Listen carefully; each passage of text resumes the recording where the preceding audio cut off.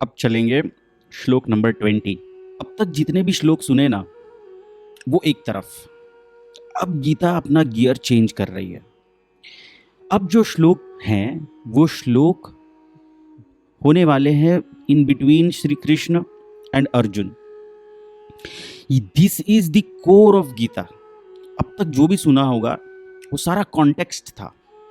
अब होने वाली है एक्चुअल कोर स्पिरिचुअल टॉक। इस चीज को सुनने के लिए सबसे पहले अपने आप को तैयार करना होगा। We have to prepare our self. ऐसे मान के चलो कि ये बरसात होने वाली है अमृत की। ये जो शब्द हैं अमृत से कम नहीं है। ये अमृत की बरसात होने वाली है।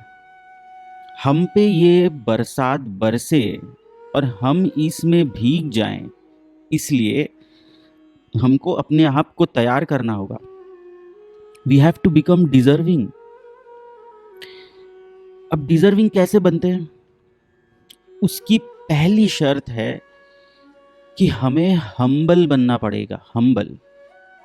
हम सब ने गीता के बारे में कभी ना कभी, कहीं ना कहीं, कुछ ना कुछ तो ज़रूर सुना है, वो मान भी लिया है, और उसके साथ हमने काफ़ी साल गुजारे भी हैं। लेकिन क्या मान लेने से बात पूरी तरीके से समझ में आ जाती है? नहीं ना। मानना मतलब जानना तो नहीं ना। तो अब जानने के लिए सुनेंगे। मानने के लिए तो काफ़ी पहले सुन चुके हैं, अब जानने के लिए सुनेंगे। और जानने का तरीका क्या है?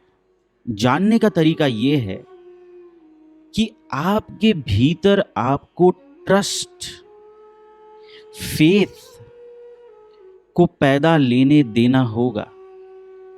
You have to allow faith to be born within you. How will you allow the faith to be born? What is the method? Faith is not belief. Faith belief नहीं है।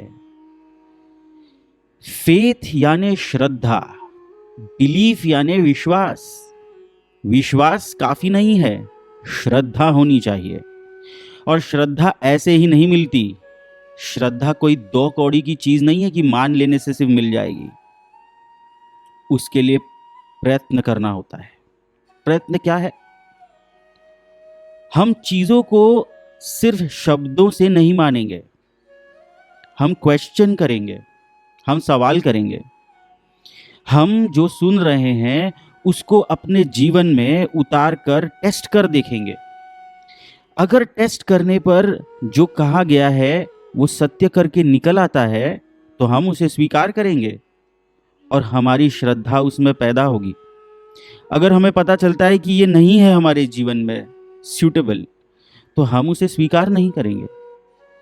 इससे 2 चीजें होंगी। सबसे पहले आपको ग्रहण करने में बहुत आसानी होगी क्योंकि आप इसको जीवन में टेस्ट करके देखेंगे।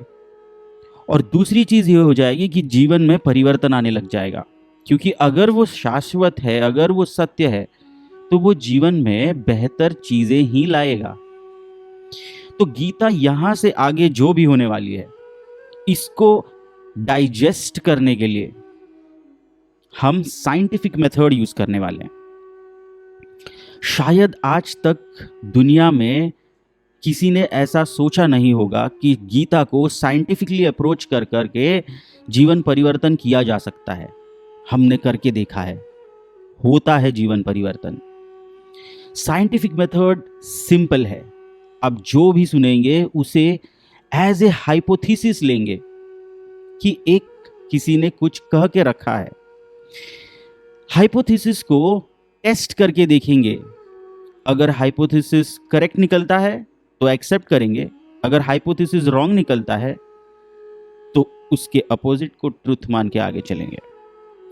मेरा दावा है कि जिस तरीके से हम गीता को पढ़ने वाले हैं, अगर आप जीवन में इसको उतार कर देखें, 100% सत्य निकलेगा।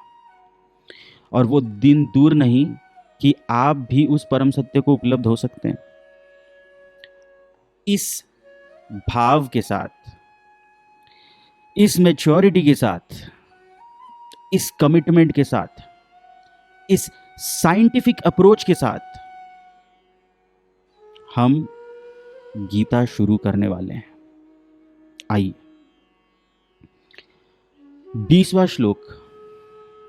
हे महीपते, इस प्रकार जब युद्ध प्रारंभ होने वाला ही था कि कपिध्वज अर्जुन ने धृतराष्ट्र के पुत्रों के स्थित देखकर धनुष उठाकर भगवान ऋषिकेश से ये शब्द कहे। सबसे पहली बात, युद्ध प्रारंभ होने ही वाला था। इस शब्दों को गौर से सुने। ये कोई आम समय नहीं है। आप मैं बैठकर शांति से बात कर रहे हैं, ये ऐसा समय नहीं है। अब ये एकदम क्रिटिकल मोमेंट आ चुका है। युद्ध शुरू होने ही वाला है। मृत्यु सामने खड़ी है, या तो जीत या तो हार सामने खड़ी है। ऐसे वक्त में आपकी पूरी अलर्टनेस, आपकी सारी एनर्जीज कंप्लीटली कॉन्सेंट्रेट हो जाती हैं। ये कोई आम समय नहीं है जैसे आप जीवन में अनुभव करेंगे, क्योंकि हर वक्त अपने जीवन में हम मौत या जीवन के प्रश्नों से नहीं घिरे होते। यहाँ पे अर्जुन उस प्रश्न के ऊपर खड़ा है कि यहाँ पे मौत है और यहाँ पे जीवन है, बस एक पल का अंतर। अब कोई भूल चूक नहीं हो सकती। अब पूरा अटेंशन एकाग्र हो चुका है और यहाँ पे सिर्फ जीवन और मृत्यु अकेले खुद की नहीं है। यहाँ पे जीवन और मृत्यु है अपने सगे संबंधियों की, जिनके साथ पले बढ़े उन सब की। ये ऐसा क्षण है और ऐसे क्रिटिकल क्षण में गीता होने वाली है। धनुष उठा लिया गया है। लड़ने के लिए मन बना लिया है। आगे बढ़ने से पहले एक और शब्द पे ध्यान देंगे। कपिध्वज अर्जुन। कपिध्वज मतलब क्या? जिसके ध्वज पर कपि हो। कपि यानी मंकी। मंकी किसका रूप है? महाभारत रामायण के बाद हुई घटना है। कपिध्वज का मतलब भगवान हनुमान का अनुयायी। अर्जुन हनुमान भक्त है। हनुमान भक्त होने का मतलब totally devoted. He has that sense in him that can make him a devotee. Somebody who can lose his self completely into his idol, into his आराध्य दैवत। जो भी दैवत है उसमें पूरी तरह से विलीन हो जाने की शक्ति है अर्जुन में। कपिध्वज का दूसरा मतलब ये भी है कि वो शक्ति का पुजारी है। हनुमान को हम याद करते हैं उसके शक्ति के लिए, असंख्य शक्तियों से भरा हुआ, बट फिर भी स्थित प्रज्ञ ऐसा हनुमान। ऐसे कपिध्वज वाले अर्जुन के बारे में बात करने वाले हैं हम। इस वीडियो के शुरुआत में मैंने कहा था ना कि पहली शर्त होगी humbleness. We have to become humble in order to receive the knowledge that is going to come. Arjun के ध्वज से ये जाहिर होता है कि अर्जुन तैयार है।